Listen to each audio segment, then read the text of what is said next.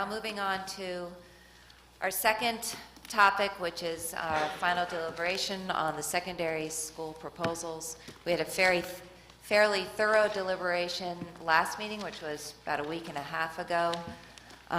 We posed, a lot of questions, and just want to see if anybody has any follow-up questions for the superintendent or comments you want to make before we hear from the public, and then we'll go ahead and vote on this tonight. When I was initially presented with this proposal, I had some automatic gut reaction to it, especially since I have a 5th grader and I have an 8th grader. So they're going to be both impacted by this proposal. And of course, I thought about them, I thought about the other children who do well in level 4, etc., and the impact. And then I had to take a step back, and I had to look at this as a person in the community. I had to look at this as a parent who may not have a level 4 kid, and I also had to look at it as a member of the board. And so I just want to make a statement tonight because I think it's important in supporting this proposal. And so basically what I came back to is that this is really, in my opinion, about the role of a school and the role of a school district. And I believe that role is to educate children. Not some children, not good children, not bad children, to educate children. And so when I came back to that kind of thought pattern, it just helped me kind of understand the proposal a lot more, embrace it a lot more, review it again and again. And I think what I really went back to was that our current system is not necessarily doing that for all kids, and our current structure needs to be revised.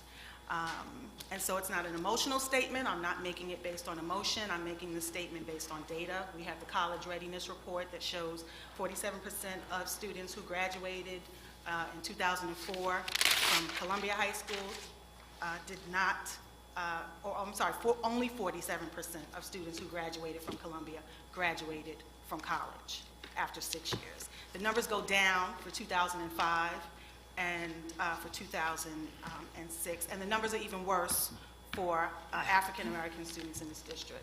So I have to say that I believe that that this proposal is right. I don't only believe that it's right, I believe that it addresses a lot of the issues that we've been discussing at this board for years, before I joined the board. And so in saying that, I do still have some concerns. I think the 6th grade reorganization really showed us how it can be done well. I think the data from the 6th grade reorganization, whether it's the NJS, whether it's the common assessments, it shows that it was done well. And I think we need to go back and look at that, especially as we move forward. I think there are some, of course, concerns with the 7th grade data. I'm not perfectly happy with it, and I think we need to talk about how we can resolve that. My concerns, one, in the middle school proposal, the 2 hours per month where teachers are being trained for the IB program, and I think the recommendation was that either we would have a reduced, students would come in 2 hours later, or we have some type of change in scheduling. And I'm concerned about that, especially because we've already, we made an initiative to increase the time in the classroom by 25%, now we're doing this. So that concerns me. I think we need to at least identify a better use of time for the students.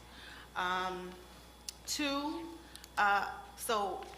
and these are some questions that community members have also mentioned as well, that I think as a board we need to understand how teachers will be prepared for this change. We've talked about it a little bit, and can we use the 6th grade reorg as a model? What did they do well there? Also, how can we identify and ensure that teachers are using differentiated instruction? Is there anything different, or is it all in the evaluation tool? Is there something that we can do to identify how teachers are using differentiated instruction?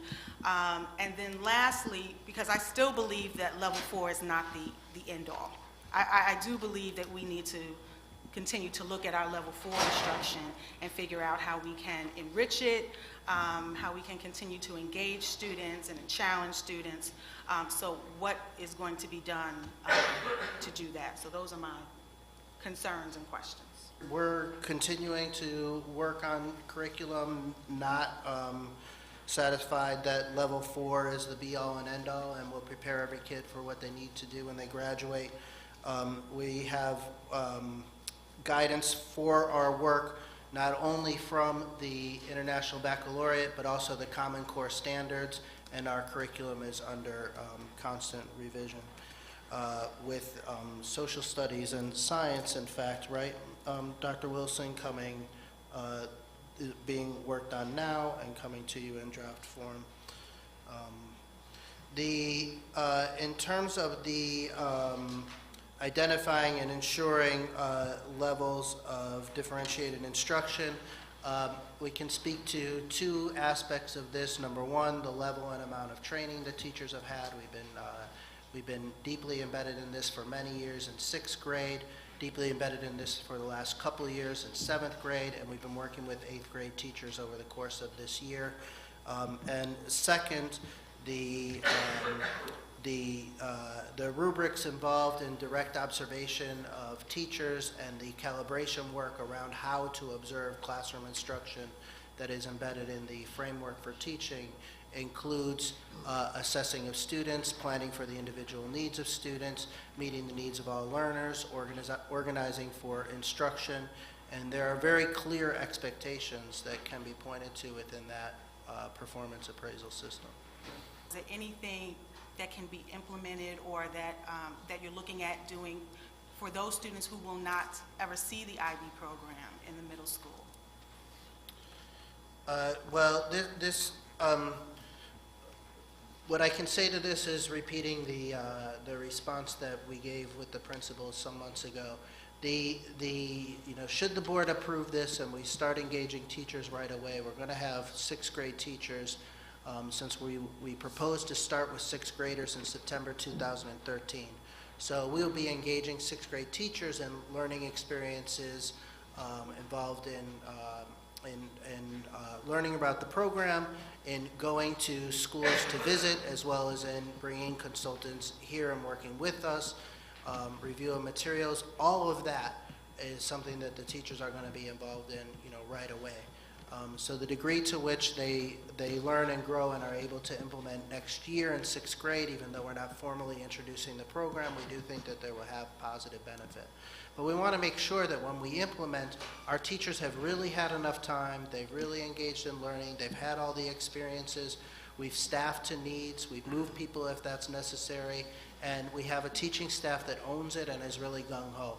So while I know that, especially for you and others who are parents of 5th grade children, you wish that we were a year ahead already, we really think that this is on the most aggressive timeline that it can be to ensure that our teaching staff is really gung-ho about it when we formally begin. Thank you. Let me just ask one little follow-up with that. So the content specialists that are proposed at each of the middle schools, I'm assuming that if there needs to be some curriculum work, that they'd be available to assist with that as well. And then we've also heard about online learning opportunities that are supposed to be developed, by September to really try and, challenge as many students as possible. So that might not be an exact change to the curriculum, but it's learning opportunities to make it more robust. Ms. Renhard had her hand up Just because I first. have to follow up to this, Right. to professional development, that does address, as Dr. Payne-Parrish said, and what I've heard are parents of the current 5th graders, right, we've always done professional development, I can think in terms of differentiated instruction, that's been embedded such that teachers can use it. They can learn it, they can work with it and actually use it in the classroom. And here we're talking about professional development that I heard you say, Dr. Osborne, they might be able to come back and use, but we're really looking at it to implement a program for the following year.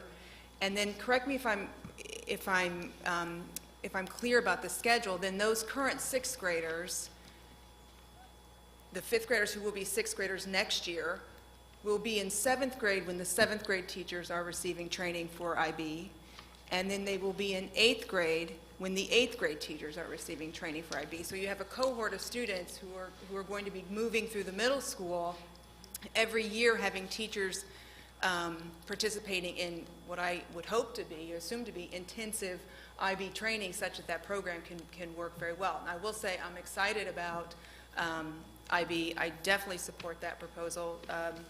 I had the opportunity this weekend, before you answered, to participate in Achieve's Night of 100 Dinners, and was an amazing dinner with parents, international group of people who were so excited that IB was coming to South Orange Maplewood, and just all the benefits that that could bring us. But I am concerned that if we're having the professional development during the school year, that it in no way disrupts the education of the students, the continuity of instruction, and negatively impact that cohort of students who will be part of that group whose teachers are being trained. So could you speak to that? And if that's the case, do we have any opportunities to provide professional development during the summer? I don't know if that could start this summer, or if you have any opinions about that or ideas about that. Sure. We will essentially travel the same pipes, if you will, for professional development that we have built and have been traveling over the past several years, which has included sessions during instructional time, during the day, where there are substitute teachers in classes and teachers are pulled out for half-day learning experiences. We find that model, while it does intrude on instructional time, is the most embedded model. It can be tightest to our curriculum. It can be closest to what the teachers actually need. It's in the teachers' classrooms. It's in their schools. It's by grade level, and it's with their colleagues. So we intend to continue doing that and to move the content to be aligned with the principles, the performance criteria and principles of learning embedded in the International Baccalaureate. So part of the reason that we have established so much lead time in the introduction of the program formally, with the 6th grade being introduced, almost a year and a half from now, is to ensure that we can have teachers fully trained and that the intensity of that training is sufficient, that the duration of the training will be spaced out over the course of the next 12 to 18 months.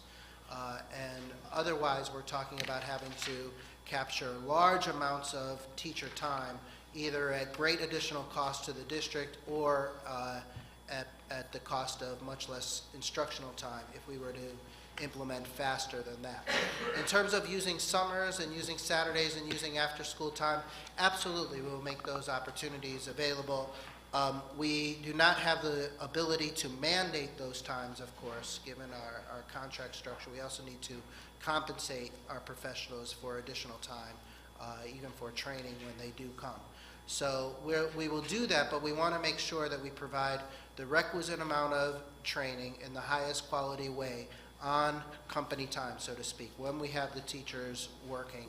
And that is essentially what we have been doing for the last several years. So we really don't think that with this implementation schedule, we're going to need to take much additional instructional time away for the training.